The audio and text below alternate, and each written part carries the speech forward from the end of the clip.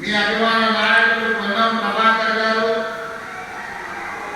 శాసనమండలి సభ్యులు, కాంగ్రెస్ పార్టీ అధ్యక్షులు మహేష్ కుమార్ గౌడ్ గారు, అదేవిధంగా ప్రభుత్వ ప్రత్యేక సలహాదారులు పెద్దలు సుదర్శన్ రెడ్డి గారు, పార్లమెంట్ సభ్యులు మిత్రులు కులందన్ రావు గారు, అదేవిధంగా రాజ్యసభ సభ్యులు వేం నరేందర్ రెడ్డి గారు, అదేవిధంగా మాజీ మంత్రివర్యులు పెద్దలు సాయ రూపంలో ఈ ప్రభుత్వం ఇందిరమ్మ చీర పెట్టి ఆ చీర కట్టుకొని పండుగ నాడు సోదరిని ఆశీర్వదించడానికి వచ్చినందుకు మా ఆడబిడ్డలందరికీ ప్రత్యేకంగా కృతజ్ఞతలు, ధన్యవాదాలు. ఇంతకుముందు మిత్రులు రఘునందనరావు గారు ఒక మాట చెప్పారు, నిర్దేశించిన వ్యవసాయం రైతు ఇచ్చిన రాజ్యం సుభిక్షంగా ఉండదు అని. ఈ నానుడిని మా ప్రభుత్వం వ్యక్తిగతంగా నేను సంపూర్ణంగా విశ్వసిస్తాను, నమ్ముతాను. అందుకే ప్రజాపాలనలో ఎన్ని సమస్యలు ఎదురైనా, సంక్షేమానికి ఎన్ని ఇబ్బందులు వచ్చినా, ఆర్థిక పరిస్థితులు మమ్మల్ని ఎన్నో రకాలుగా ఇబ్బందులు పెడుతున్నా, రైతులకు సంబంధించిన ఏ సంక్షేమ పథకాన్ని కానీ, రైతులకు అందించాల్సిన ఉచిత కరెంటు కానీ ఎక్కడ రోడ్డు నాగేయకుండా, అదేవిధంగా రైతులు పండించిన పంటను చివరికి ఇంతవరకు కొనాలి అని కార్యక్రమంలో పెట్టుకొని కొన్న పంటకు గిట్టుబాటు ధరనే కాదు 500 రూపాయల బోనస్ కూడా ఇచ్చి రైతుల కళ్ళలో ఆనందం చూడాలని ఈ ప్రభుత్వం నిరంతరం తాపత్రయపడుతుంది, ప్రయత్నం చేస్తుంది. అందులో భాగంగానే ఈనాడున్న ఆర్థిక పరిస్థితులు అభివృద్ధి కార్యక్రమాలకు అవరోధంగా మారిన బట్టి విక్రమార్క గారితో మాట్లాడి రైతులకు మనం ఇస్తున్న రైతు భరోసా పెంచడమే కాదు, వాళ్లకు ఈరోజు సిద్దిపేట గడ్డ మీద నుంచి రైతు భరోసా నిధులను విడుదల చేయాలని ఇంతకుముందు కంప్యూటర్లో తుమ్మ నాగేశ్వరరావు గారు ఇతర సహకార మంత్రివర్గ సభ్యుల సమక్షంలో 70 లక్షల మందికి 3,600 కోట్ల రూపాయలు దాదాపుగా ఇవాళ బటన్ నొక్కితే రేపటి లోగా మీ ఖాతాలలో ప్రతి రైతుకు 70 లక్షల మంది రైతుల ఖాతాలలో రైతు భరోసా నిధులు పడతాయి.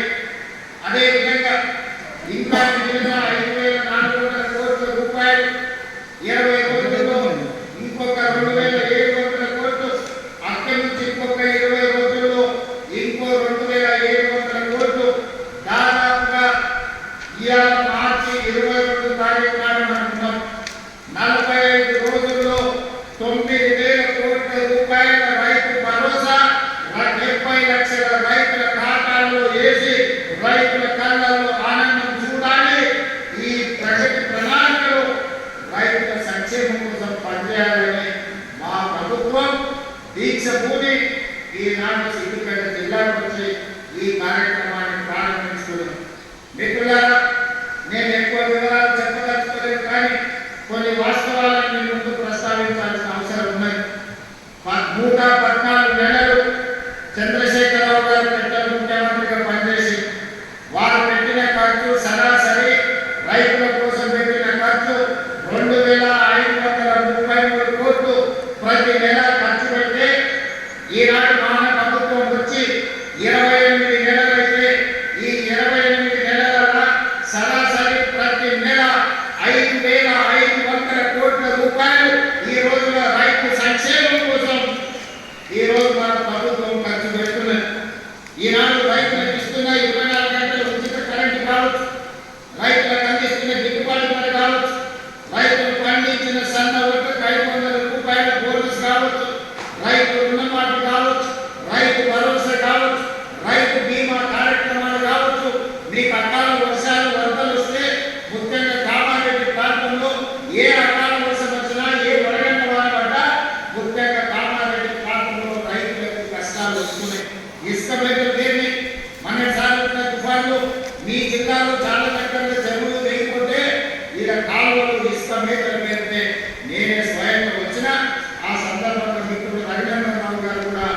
కొన్ని సమస్యల్ని మా దృష్టికి తీసుకురావడం జరిగింది.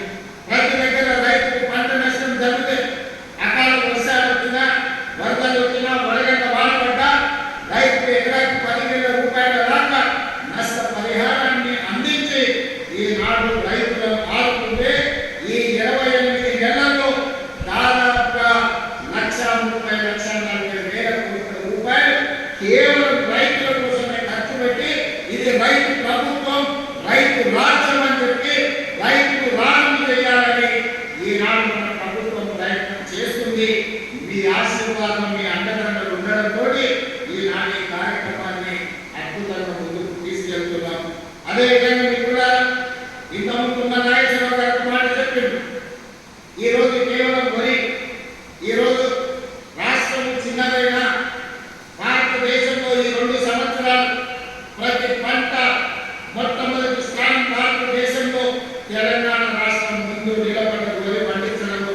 పోయిన సంవత్సరం 2,50,00,000 చైతన్యం కలిగిన నిజామాబాద్, అదేవిధంగా మెదక్ జిల్లా ప్రాంత రైతాంగాన్ని నేను ఈ వేదిక మీద విజ్ఞప్తి చేయదలుచుకున్నాను. ఒకనాడు ఈ ప్రాంతంలో నిజాం సర్కార్ ఉన్నప్పుడే నిజాం సర్కార్ కర్మాగారాన్ని కట్టడం జరిగింది. ఈ ప్రాంతంలో రైతులు కమర్షియల్ క్రాప్లు పండించడంలో చాలా చైతన్యం కలిగిన వారు. ఈ ప్రాంతంలోనే చెరుకు పండించారు, ఈ ప్రాంతంలోనే సోయాబీన్ పండించారు, ఈ ప్రాంతంలోనే మొక్కజొన్న పండించారు, ఈ ప్రాంతంలోనే ఎర్రజొన్న పండించారు, ఈ ప్రాంతంలోనే మీరు పసుపు పండించేది. మహిళా సాధికారత, విద్య, పేదవారికి ప్రమాణంతో నైపుణ్యంతో కూడిన విద్య,